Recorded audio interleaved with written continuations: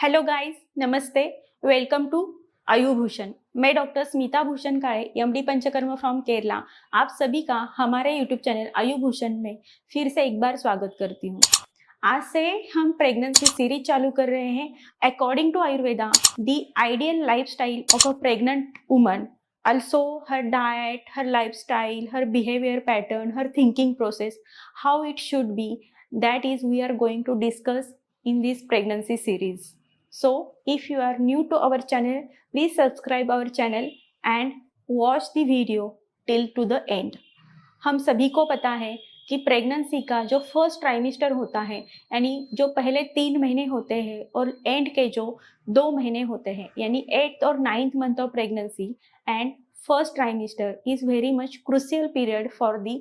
pregnant woman. So in this period we have to give special attention, special care for that pregnant lady to avoid any chances of miscarriage or abortions. अगर मैंने आपके हाथ में एक bowl दिया और उस बाउल में अप टू दी मार्क अगर मैंने उसमें ऑयल भर दिया और आपको बोला आपको इस बाउल को दोनों हाथों में पकड़ना है और धीरे धीरे एक भी ड्रॉप बिना गिराए आपको इतना डिस्टेंस चलना है, तो वो डिस्टेंस कवर करने के लिए एक भी ऑयल का ड्रॉप ना गिराने के लिए आप जितना केयरफुली उतना डिस्टेंस कवर करने के लिए ट्राई करेंगे, उतनी ही केयर हमें through out the pregnancy since from conception till post delivery of a pregnant woman, उतनी केयर हमें उस प्रेग्नेंट लेडी की करनी चाहिए, ऐसा आयुर्वेद में बताया है। आयुर्वेद के जो ग्रंथ हैं उसमें चरक संहिता में शारीर स्थान, जहाँ पे हमारे मानव जाति की उत्पत्ति कैसे होती है, हमारे शरीर की रचनाएं कैसी होती है, उसका बहुत ही सुंदर वर्णन हमारे आचार्यों ने वहाँ पे लिखा है। उसमें एक अध्याय है जिसका नाम है गर्भावक्रांति। अवक्रांति मीन्स डेवलपमेंट एंड गर्भ मीन्स फीटस, मतलब गर्भावस्था के दौरान वो जो गर्भ होता है उसकी डेवलपमेंट उस गर्भिणी के शरीर में कैसे होती है, हर महीने उसका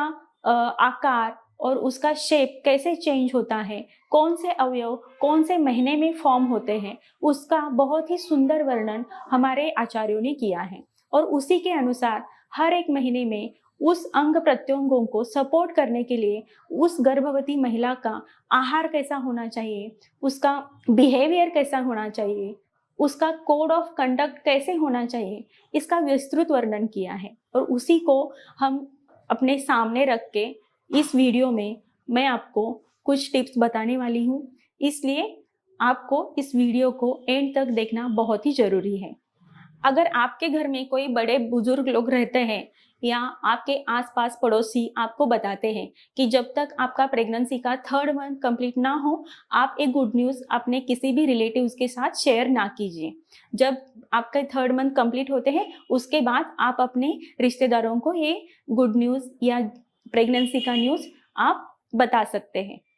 इसका जो साइंटिफिक रीज़न यही होता है कि पहले 3 महीनों में या फर्स्ट ट्राइमेस्टर में गर्भ की स्टेबिलिटी बहुत ही कम होती है और हमारे शरीर का पूरा जो मोटो होता है वो उस गर्भ में स्टेबिलाइजेशन करना, वो ही प्रोसेस चलती रहती है। इसलिए गर्भिणी माता जो भी आहार लेती है उससे होने वाले आहार रस से उस गर्भ का पोषण होता है। अगर आपने देखा होगा कि हमारे घर में पहले फिल्टर्स रहते थे और उसमें 2 कैंडल्स रहती थी और उस कैंडल से पानी फिल्टर होके ड्रॉप बाय ड्रॉप वो नीचे आता था, वैसे ही उसी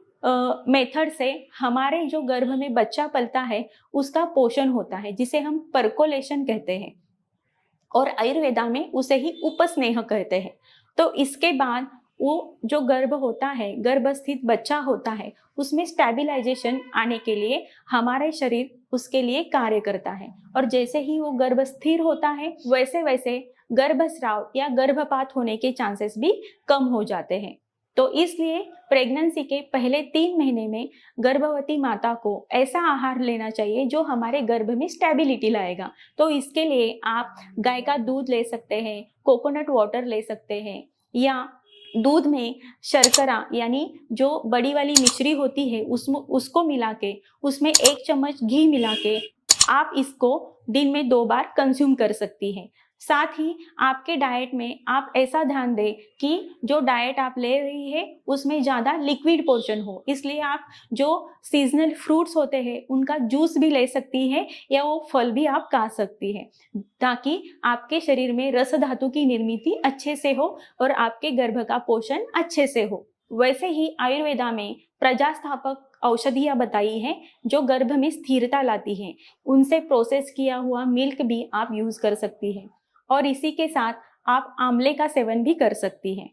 तो ये हो गया आपके फर्स्ट ट्राइमेस्टर में आपको जो स्पेसिफिक चीज़ें खानी है या जिन पे ध्यान देना है। जैसे ही आपके गर्भावस्था का चौथा महीना चालू होता है, चौथे महीने में गर्भ में थोड़ी सी स्थिरता यानी स्टेबिलिटी आ जाती है। पंच महाभूतों के आविष्कार के कारण गर्भ में जो हेड का पोर्शन होता है यानी शीर प्रदेश, ट्रंक यानी जो धड़ होता है और दोनों एक्सट्रीमिटीज यानी अपर और लोअर एक्सट्रीमिटीज का बडिंग होना स्टार्ट हो जाता है। साथ ही सेंसरी और मोटर न्यूरॉन सिस्टम भी डेवलप होने लगती है और गर्भ में हृदय का आविष्कार होता है। गर्भ का एक हृदय, गर्भिणी माता का हृदय, इसके कारण उस गर्भवती को दौरुदिनी कहा जाता है। और गर्भ में जो जो इच्छाएं डेवलप होती है यानी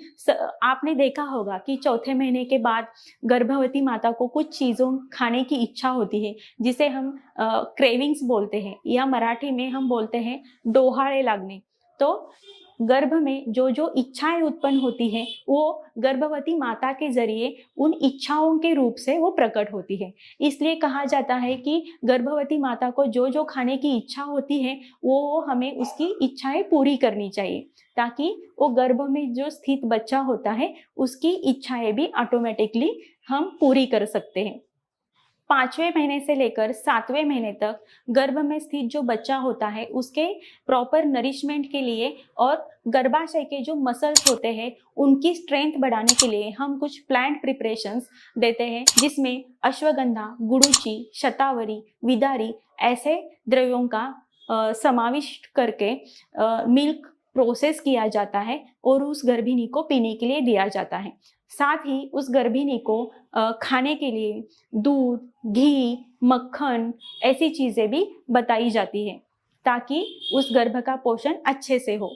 गर्भावस्था के 7वें महीने में गर्भ के शीर प्रदेश में केश की उत्पत्ति, हेयर्स का फॉर्मेशन होना स्टार्ट हो जाता है और गर्भिणी का जो यूट्रस होता है वो स्ट्रेच होने के कारण वहाँ पे स्ट्रेच मार्क्स आने लगते हैं और उसके कारण उसका इरिटेशन बढ़ता है। इसके लिए आप अपने पेट पर मंजिष्ठा जो रक्त शोधक होती है, त्वक प्रसादन करती है या जो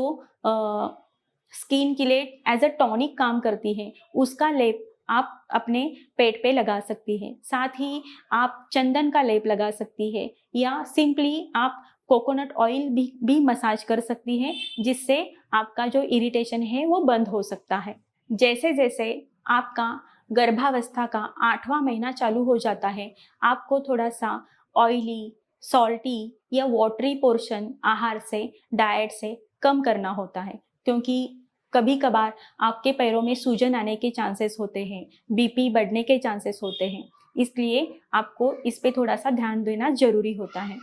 इस दौरान आप राइस को दूध में बॉईल करके उसमें थोड़ा सा घी और जो खंड शर्करा यानी जो मिश्री होती है उसको ऐड करके उसकी खीर बना के आप खा सकते हैं। साथ ही जो कुछ हर्ब्स डायूरेटिक्स होते हैं यानी हमारे शरीर में जो सूजन उत्पन्न होती है उसको शरीर से बाहर निकालने के लिए मदद करते हैं, या हमारे यूरिनरी ट्रैक्ट का जो इन्फेक्शन होता है उसको कम करने के लिए जो दवाइयाँ या जो हर्ब्स होते हैं वो काम करते हैं, जैसे कि गोक्षूर, पुनर्नवा या प्लांट प्रिपरेशंस होते हैं, वैसे हम उस गर्भिणी को स्टार्ट कर देते हैं ताकि जो कॉम्प्लिकेशंस है यानी सूजन आना, बीपी बढ़ना ये ना हो इसलिए। और अगर यूट्रस एक्सपांड होने के कारण चेस्ट में जलन होती है, बर्निंग सेंसेशन होता है, एसिडिटी होती है, पेट साफ नहीं होता है, इस दौरान आप अपने डाइट में थोड़ा सा सौंफ यूज़ कर सकती है, जिससे आपका वात होता है यानी अपान वात होता है, हमारे शरीर में जो भी गैसेस बनती है उनका अनुलोमन हो जाता है और इसका आपके नॉर्मल डिलीवरी के लिए भी फायदा होता है। जैसे ही 9th मंथ में एंटर करती है तो उसकी डिलीवरी जो है वो नॉर्मल होने के लिए, उसके जो पेल्विक फ्लोर है वो स्ट्रॉन्ग होने के लिए, उसके जो मसल्स लिगामेंट्स होते हैं उनकी फ्लेक्सिबिलिटी बढ़ाने के लिए आयुर्वेदा में कुछ पंचकर्म बताए गए हैं, जिसमें आप ऑयल का मसाज डेली कर सकती हैं, या कुछ स्पेसिफिक मेडिकेटेड इनिमा बताए गए हैं जिसे हम बस्ती कहते हैं, बस्ती चिकित्सा कहते हैं। उसमें आस्थापन बस्ती होता है जो काढ़ा, ऑयल,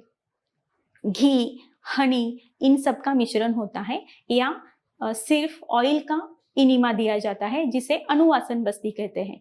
या इसी के साथ योनि पीचू मतलब ऑयल में कॉटन का बाउल सोक करके उसको वजाइना में रखा जाता है, जिससे वजाइनल कैनाल में सॉफ्टनेस आती है और जो सर्विक्स यानी योनि का मुख रहता है वो सॉफ्ट हो जाता है और नॉर्मल डिलीवरी के लिए वो सपोर्ट करता है। तो गाइस,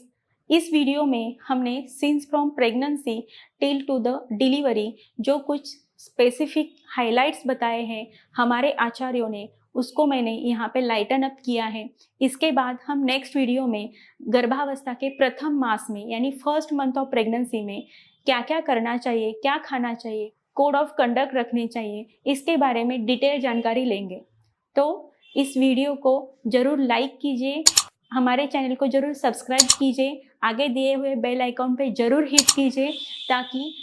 आगे अपलोड करने वाले वीडियो की जानकारी आप तक टाइम टू टाइम मिलती रहे, और इस वीडियो को बहुत सारे लोगों तक शेयर कीजिए। धन्यवाद।